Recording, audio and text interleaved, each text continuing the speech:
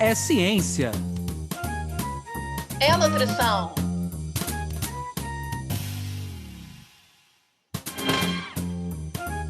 É nutrição É ciência. Ciência. da nutrição. Sejam todos bem-vindos pela ciência. Sejam todos bem-vindos pela nutrição. Meu nome é Anderson Teodoro. E eu me chamo Luana Aquino. No ar, mais um episódio do nosso podcast Ciência da Nutrição, que tem como os principais objetivos trazer para vocês que nos acompanham nas diferentes redes sociais, nas diferentes plataformas de streaming, informações atualizadas, informações relevantes, informações novas sobre diferentes temas, diferentes temáticas, diferentes assuntos, do que você quiser chamar, na área da ciência e também da área da nutrição. A gente espera que essas informações que a gente vai conversar aqui e trocar com os nossos convidados, elas possam, de fato, ser incorporadas no dia a dia de vocês, mudando hábitos, impactando o nosso sentimento de saúde, o nosso sentimento de vida melhor com a nutrição no nosso dia a dia. A gente queria agradecer muito a todos que vêm nos acompanhando durante essa longa jornada do podcast. E para você que está chegando hoje, nos acompanhe, nos marque nas redes sociais, divulgue nosso trabalho. E lembrar também que a gente ainda grava com os nossos convidados à distância. Então, qualquer ruído que possa estar acontecendo, qualquer problema que possa ocorrer de natureza técnica, a gente já pede desculpa, mas a gente tem procurado sempre trazer o melhor, não só do aspecto do conhecimento científico, mas também da qualidade do material que a gente produz. Hoje é um tema muito interessante, um tema muito relevante. Nós vamos falar de nutrição numa determinada faixa, ciclo da vida, que é a nutrição na adolescência, que não é um tema fácil, né? É um tema desafiador. Posso até ousar falar que não são tantos profissionais que têm muita experiência com isso. Isso é importante a gente já deixar essa demarcação nesse início. E que, para isso, a gente chama uma pessoa que muito conhece o tema, muito cara ao tema, né? É a doutora Natália Almeida. A Natália é nutricionista, com mestrado em nutrição clínica e doutorado em ciências nutricionais.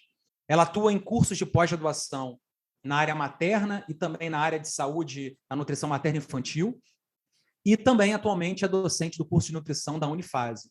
Natália, muito obrigado pela sua presença. Seja muito bem-vinda aqui conosco. Então, eu que agradeço, Anderson, Luana, pelo convite. Gostaria de dar bom dia, boa tarde, boa noite para quem está nos escutando aí. E espero aí poder contribuir com vocês com relação a informações sobre essa área da nutrição na adolescência, que, como o Anderson falou, né, é realmente desafiador e nem todos os profissionais acabam atendendo esse público tão peculiar. Então, queria agradecer a vocês mais uma vez. Natália, a gente sempre no início do programa gosta de trazer o nosso convidado para dentro da casa do nosso ouvinte, né? Como é que a Natália chega na área da nutrição? Como é que a nutrição laça a Natália? E depois, como é que você caminha para esse lado? Né? Eu posso falar como nutricionista, que não são tantos nutricionistas que caminham para essa área da nutrição na adolescência. O que te levou para esse caminho? Então, a Natália, ela foi laçada pela nutrição, na verdade, né? Eu me descobri assim dentro da nutrição, eu tentando vestibular realmente não era a minha primeira opção, mas eu queria algo dentro da área da saúde e me dei a oportunidade de experimentar a nutrição e sou completamente apaixonada pela profissão que eu escolhi. Então, sou formada pela Universidade Federal Fluminense há 13 anos. E, desde então, eu venho trabalhando com essa área materna, infanto-juvenil, né? E essa área ela entrou para mim como realmente um presente a partir das docentes que eu tive na graduação. O encantamento veio a partir daí. E, com isso, eu acabei me aprofundando mais nos estudos, né? E como eu estudei muito tempo as gestantes, fui estudando as gestantes especialmente, eu lidava muito com as adolescentes, com as gestantes adolescentes. Não foi o objetivo principal dos meus estudos, mas eu sempre atendi muitas adolescentes. E hoje, na atuação também fora a docência, Eu também trabalho no consultório e é muito interessante quando falam assim, quem atende adolescente? E acaba vindo para mim, porque realmente os profissionais eles acabam focando, quando a gente fala da área materna, infanto-juvenil, a gente fica muito mais restrito ao iniciozinho da vida, na introdução alimentar, ou para algumas particularidades da infância, e o adolescente ele realmente muitas vezes fica ali no limbo, sem alguém para acompanhá-lo, né? E eu gosto muito, é um público que eu me identifico bastante e tem recebido muito para atender no consultório, com questões diversas, acho que a gente vai ter oportunidade aqui de falar também. Então, eu sou, assim, apaixonada pela nutrição e apaixonada pela área que eu escolhi, né? Materno, infantil e a docência que fica ali juntinho, né? Natália, muito bom conhecer da tua trajetória. Tem um ponto em comum entre a gente. Te escutando, eu fui lembrando da época de doutorado, né? Eu tive o prazer de, no doutorado, poder fazer um estudo de avaliação nutricional com adolescentes. E não faz tanto tempo assim, deixa eu tirar minha onda aqui de novinha com os nossos ouvintes, né? Faz pouquinhos anos essa questão do doutorado, mas lembro que já era uma escassez de literatura científica.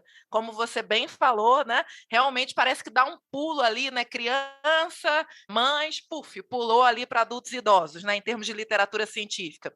Mas certamente a gente aqui no podcast da Ciência da Nutrição, a gente vai aproveitar ao máximo da tua experiência, da tua expertise, né? E, enfim, pelo que os nossos ouvintes já estão imaginando, é uma fase da vida de complexidades, né? Eu poderia usar aqui vários termos, mas vou ser gentil aqui, complexidade. Mas eu queria muito que você pudesse dividir com os nossos ouvintes, Natália, como que você vê atualmente nos estudos, nas pesquisas, o perfil alimentar e o perfil nutricional de adolescentes no nosso país? Então, para a gente já começar a contextualizar, né, quem é o adolescente, a gente já começa por aí, porque são diferenças com relação à literatura para contextualizar a idade do adolescente. Então, você vê pelo Estatuto da Criança e do Adolescente que o adolescente ele é aquele indivíduo que tem entre 12 anos incompletos e 18. Aí a gente vai para as referências da Organização Mundial de Saúde, que considera entre 10 e 19 anos, né, incompletos, 20 anos quase. Então, já começa por aí essa particularidade, né? Quem é o adolescente em si que nós estamos acompanhando, entre outras diferenças aí no mundo com relação à classificação. Mas é um público que ele tem como particularidade, né, esses estreitamentos de laço social muito forte, e isso permite também a eles estreitar laços para além do social e também associar esses laços aos alimentares.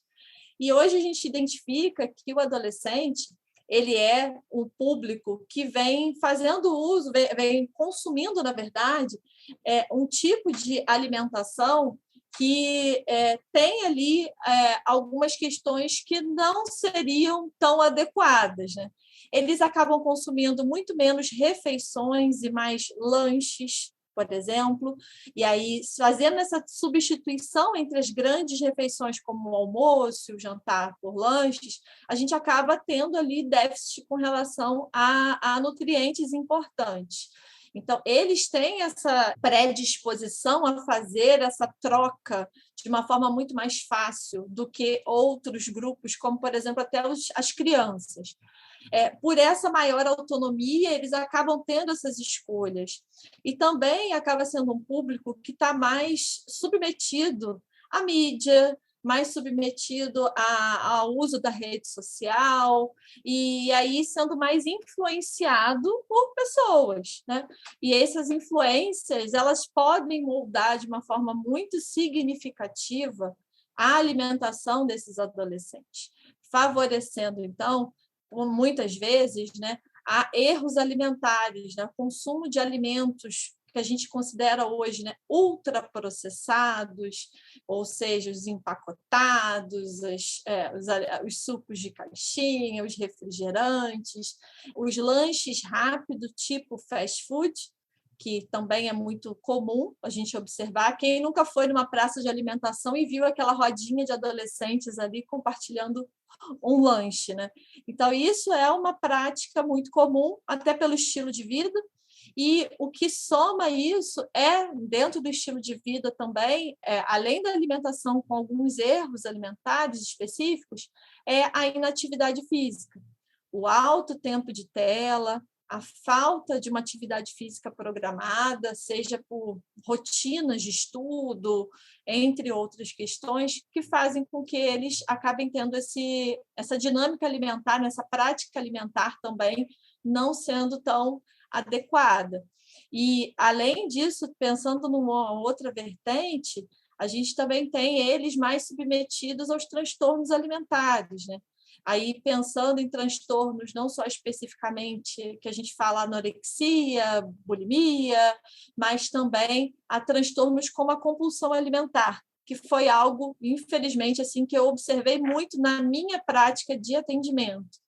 Muita ansiedade e muito consumo de forma desenfreada de alimentos com uma alta quantidade de energia, né? Ou alta densidade calórica, como a gente fala. Mas esse é o público que a gente tem observado no cenário atual com relação aos adolescentes, né? Muito legal esse panorama geral. Queria, então, agora passar para a Camila. Camila, o que você está achando do programa? Qual é a dica sobre a temática que você traz para a gente hoje? Olá, Anderson, olá, Luana e olá, ouvinte do podcast Ciência da Nutrição. Esse episódio está sendo de grande importância, pois sabemos que a adolescência é marcada por intensas modificações físicas, comportamentais e sociais na vida do indivíduo. E é interessante ressaltar o impacto da má alimentação nessa faixa etária, que pode levar ao excesso de peso, além do sedentarismo, que atualmente também ajudam a registrar níveis aumentados de hipertensão e colesterol, por exemplo. Por isso, deixo como dica um vídeo do canal do YouTube da Fundação de Amparo à Pesquisa do Estado de São Paulo, a FAPESP, para que você, ouvinte, possa entender um pouco mais sobre a saúde dos adolescentes. Para conferir, basta acessar o nosso site www.cienciadanutrição.com.br, tudo junto e sem acento, e assim você confere dicas desse episódio e de episódios anteriores. Não deixe de conferir! Natália, retomando então um pouco desses desafios que você traz, eu acho que o nosso podcast hoje com essa temática deve ter despertado muitos ouvintes que nos acompanham, pais, avós, devem estar ouvindo a gente para falar assim, meu Deus, esse é um adolescente que eu tenho em casa, né? Queria então que você começasse com algumas dicas práticas. Como é que a gente pode começar a tentar melhorar o hábito alimentar? A gente sabe que o adolescente hoje ele passa, como você falou, mais tempo, aquele que obviamente tem a sua condição social dentro das escolas. Qual é o desafio que ele tem que ter assim, nessa orientação e quais são as dicas que você daria para esse início de mudança desse hábito alimentar? Então, Anderson, acho que eu vejo que tem algumas questões assim básicas que devem começar dentro de casa, né? Esse é o grande ponto. Quando a gente fala de alimentação nesse público infanto-juvenil, trabalhar muito especificamente questões intrafamiliares. O dentro de casa ele precisa ser olhado com muito carinho, porque na dinâmica do comportamento alimentar a gente olha muito para o indivíduo que está praticando determinado comportamento incorreto, né? Que a gente ditou como incorreto, mas não se olha o entorno.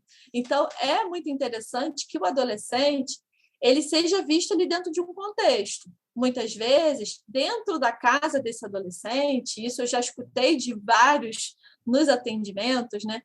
Existem esses alimentos que não são de tanta qualidade e existe escassez dos alimentos que a gente prevê. Até mesmo quando a gente fala, ele troca pelo lanche, troca a refeição pelo lanche. Mas muitas vezes ele troca porque naquele ambiente não existe a refeição para aquele momento. Então, ele acaba sendo submetido a uma realidade.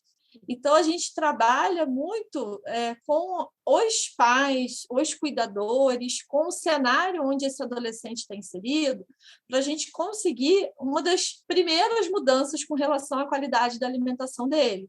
Então, eu preciso do apoio do ambiente escolar, se é lá onde ele vai ficar por uma grande parte do tempo, e aí promovendo educação nutricional dentro desses ambientes, isso acaba ficando muito focado na infância, o adolescente ele fica realmente perdido nesse quesito. Existem as cantinas, existe uma alimentação disponível, ele sabe fazer escolhas, mas não existe aquela informação, venha por esse caminho que é melhor, vamos tentar experimentar determinada coisa que é melhor. Não, ele fica ali por decidir o que para ele possa ser mais prático, mais rápido. Então, esse papel da escola e da família vai ser muito importante, para a gente não colocar tudo na conta do adolescente, né? Porque ele está ali dentro daquele contexto. Então, para isso, eu convido os pais, a todo mundo que está escutando a gente aí, os avós, as famílias, a pensar nesse ambiente também, né? O que eu estou possibilitando para o meu adolescente consumir. Eu tenho a refeição, eu tenho frutas em casa para que ele consuma, eu tenho as refeições, eu sento à mesa com esse adolescente para que ele coma junto, para que a gente use o mesmo exemplo da criança, né? Que é comer, por exemplo, comer, e é que essa criança aprende realmente vendo os pais. A gente consegue isso. Eu sei que a dinâmica de hoje é muito corrida, todo mundo vivencia muitas questões com relação à sua vida de trabalho, mas a gente ter um carinho para esse adolescente também nesse quesito é muito importante. Então, os pais eles se aproximarem mais desse ponto, desse quesito alimentar, porque o que eu recebo hoje, adolescentes que já têm intercorrências. Então, eles vêm com excesso de peso, eles vêm com anemia, eles podem vir com colesterol alto, mas isso poderia ser evitado quando a gente tenha uma alimentação adequada, né, dentro de casa, a partir do exemplo da família, quando eu tenho ali esses adolescentes podendo fazer escolhas ainda dentro de casa, e eu digo muito também da gente tentar estabelecer com eles metas. Existe muito mito de que adolescente é rebelde, de que adolescente não respeita a regra, mas é muito simples a gente pactuar as coisas com eles, né? E torná-los responsáveis por aquela modificação, por aquela mudança. E quando a gente pactua e eles entendem o motivo dessa mudança, é muito mais fácil, é muito mais efetiva a mudança.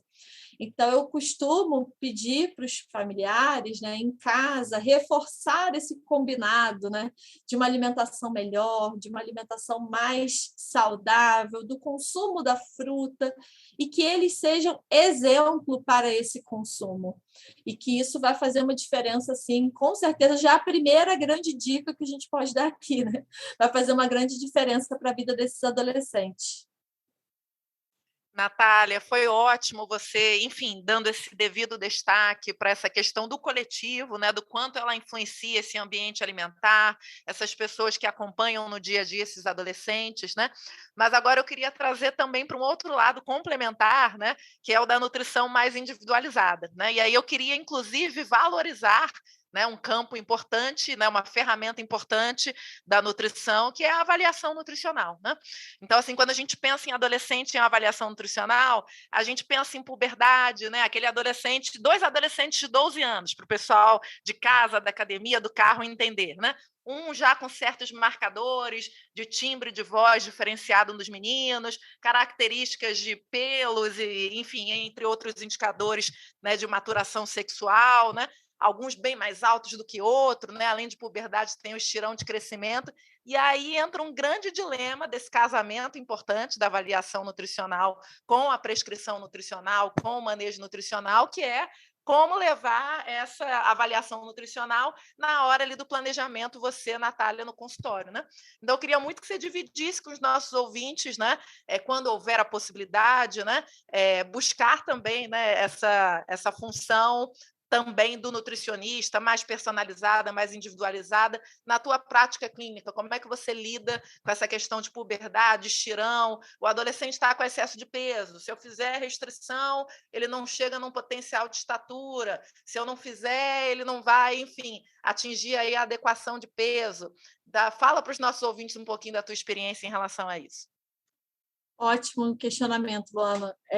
Realmente é um público muito especial quando a gente fala de crescimento e desenvolvimento, né?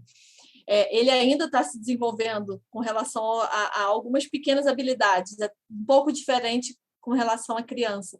Mas eu costumo dizer, quando eu dou aula para os meus alunos, assim, que a gente tem 2 grandes momentos de crescimento na vida, O primeiro deles é o primeiro ano, lá que realmente nada supera aquele crescimento no primeiro ano de vida, em termos de velocidade, principalmente. E depois vem a adolescência. Qual é esse crescimento no adolescente? No adolescente, ele ganha 25% da sua estatura final nesse período. Então, quando a gente fala de crescimento acelerado, né, e a importância desse crescimento é o que vai ficar para o resto da vida. Então, a estatura que ele atingir ali é o que ele vai ter dali para frente. E aí vem essas particularidades, né, Luana, com relação principalmente a fases desse crescimento. E muitas pessoas, até de uma forma mais leiga, por não entender muito bem na prática como funciona, interpretam que alguns marcos da puberdade, eles são o início do processo de crescimento, quando eles já são quase que o final do processo. Por exemplo, no caso das meninas, a gente tem a menarca, que é aquela primeira menstruação. Essa primeira menstruação, em média, vai acontecer ali por volta dos 12 anos, né? Podendo ser um pouco antes, um pouco depois, mas em média. Quando essa menina passa pela menarca, essa primeira menstruação, ela já passou pelo estirão do crescimento. E o que é o estirão? É a maior velocidade de crescimento que ela adquiriu ali, que ela iria adquirir nesse momento da adolescência. Então, ela já cresceu de uma forma muito expressiva e agora ela está desacelerando a velocidade de crescimento. Não que ela não esteja crescendo. Ela cresce, mas de uma velocidade mais lenta. Então, o estirão já passou.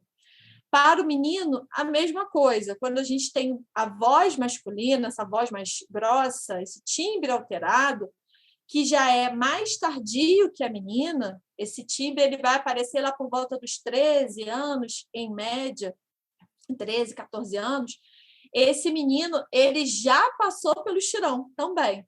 Ele sofre uma desaceleração e ele vai crescendo de uma forma um pouco mais devagar ao longo do tempo. Então, o momento de se preocupar com o crescimento do adolescente é antes desses marcos importantes da puberdade.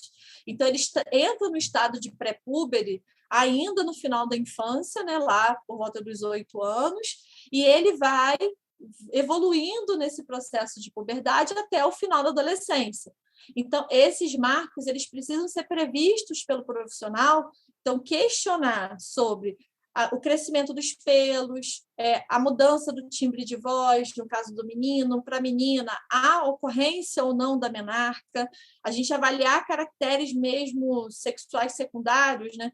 Isso a gente pode fazer, a gente tem um instrumento, que é uma prancha de Tanner, né? Aquelas imagens de Tanner, que a gente pode utilizar, apesar de ser um pouco complexo na prática de aplicar, porque eles tendem, algumas vezes, a superestimar, mas a gente avalia no nosso dia a dia ali, como, no momento da consulta, como eles estão e tenta fazer um resgate em que momento eles possam estar passando pela puberdade, qual momento da puberdade eles podem estar passando ali, e tentar, como você falou, né, de planejar, seja mudanças para perda de peso ou para ganho de peso, que sejam fidedignas a esse momento. Porque se a gente promove um déficit calórico num momento que não é adequado e que um déficit que seja importante, ou seja, vamos reduzir muito a energia que eu vou oferecer pela alimentação, isso pode, de certa forma, comprometer a oferta de nutrientes, o que pode impactar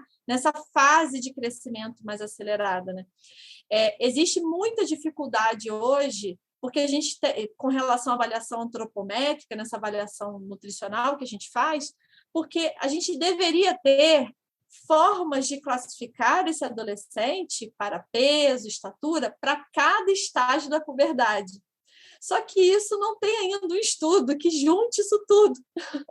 A gente ainda não tem essa referência que venha trazer para a gente, olha, no estágio 1, estágio 2, nas fases da puberdade, eu tenho esse crescimento, esse alvo estatural, esse seria o meu percentil 50, minha média de peso, de estatura. Não existe isso ainda. Estão tentando, mas a gente ainda não tem.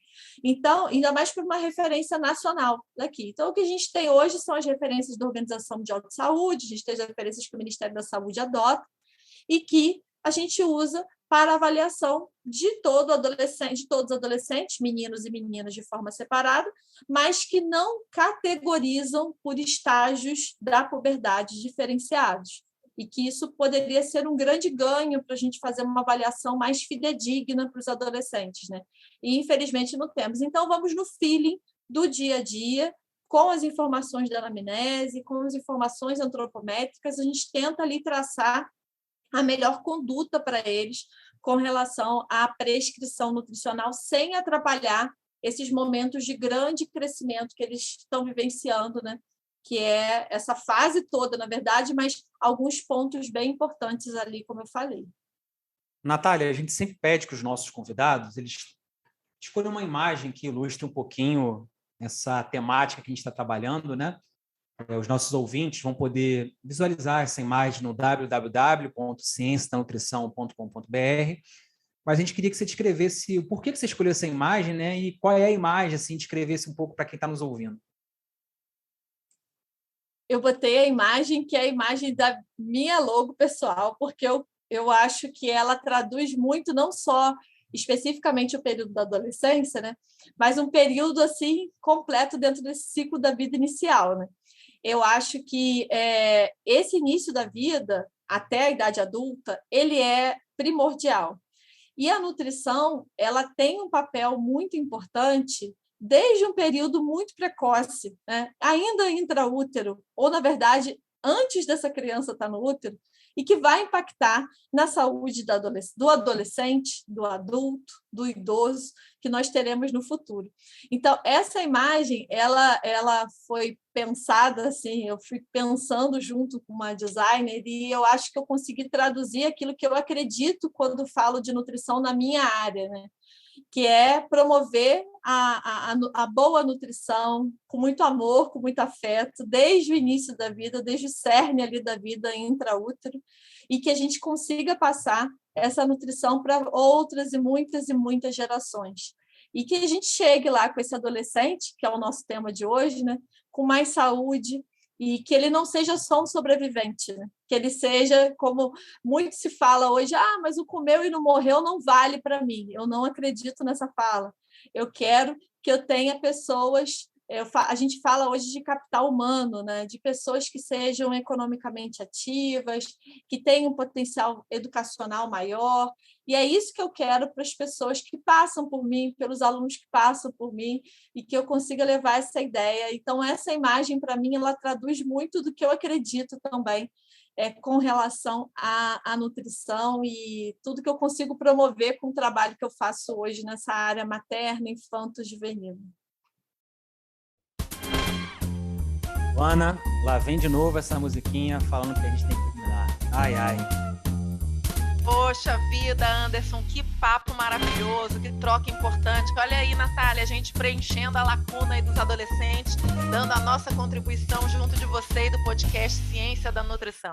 Queria muito agradecer o brilhantismo da Natália e por agora eu gostaria que a Paola relembrasse aos nossos ouvintes aonde eles podem escutar nossos episódios, ver nossos maiores detalhes dos episódios, inclusive dicas, entre outros materiais, e interagir com a gente nas redes sociais.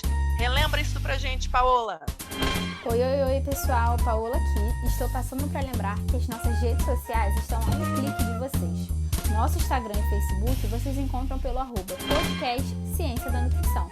E também tem o nosso site, cienciadanutrição.com.br, onde tem informações sobre esse episódio e os anteriores. Obrigada, querida. Natália, por agora eu queria mais uma vez parabenizar, foi uma troca fantástica e eu queria abrir o nosso microfone do podcast Ciência da Nutrição para que você pudesse deixar teu recado, tuas considerações finais. Então, eu gostaria de mais uma vez agradecer a vocês pelo convite, né? Espero ter despertado aí o amor que eu tenho pela área materna e infanto-juvenil, mais especificamente pelo atendimento dos adolescentes, e que a gente consiga, no final das contas, né, promover uma melhora da alimentação, uma melhora da nutrição para esse adolescente, para toda a família dele, e que ele tenha aí mais oportunidades, né, com relação à alimentação saudável e uma saúde maior, mais adequada, né, um estado de saúde mais adequado aí para o longo da vida. é isso. E agradecer mais uma vez a todos aí que estão nos ouvindo até agora. Obrigado, Natália. Obrigado, Luana. Obrigado a você que está nos acompanhando, ouvinte. E que vocês continuassem divulgando o nosso trabalho, divulgando o nosso podcast. Até porque hoje nós falamos de adolescência, numa fase da vida que traz conflito, crescimento, transformação do corpo, muitas mudanças. E a gente espera, como a gente sempre fala no programa, no início do programa, que esse podcast traga essas mudanças no dia a dia de vocês. A adolescência é uma fase muito gostosa da vida e que essa adolescência, essa fase, ela possa ser transportada para o nosso podcast. Ao ouvir o nosso podcast, você também tenha sensações de alegria no seu dia a dia. Obrigado a todos que nos acompanharam. Podcast Ciência da Nutrição.